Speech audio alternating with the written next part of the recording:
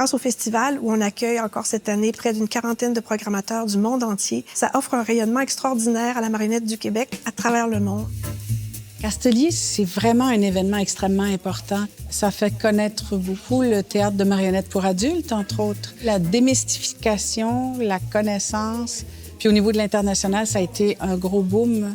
Castelier est une référence très importante, non seulement au Québec, mais à l'international aussi, évidente maintenant. Alors, c'est sûr que quand les gens voient qu'on est supporté par Castelier, bien, ça donne tout de suite beaucoup de crédibilité. Alors, c'est précieux.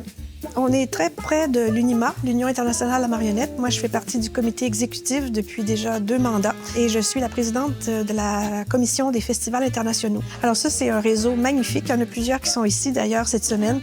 C'est là que ça se passe, c'est là que ça se rencontre. Il y a toutes sortes d'autres événements qui se passent autour. On arrive tout juste de la France, du Danemark et de la Suisse. Il y a quand même une bonne partie de ces gens-là que j'ai rencontrés d'abord et avant tout à Castelier.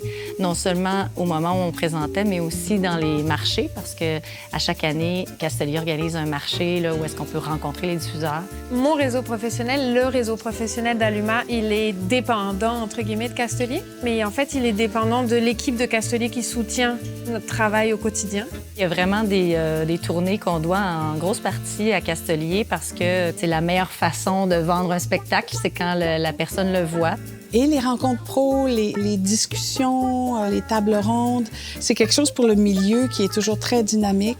Donc, Castelier, c'est quelque chose d'important dans ma vie de spectatrice autant que dans ma vie d'artiste.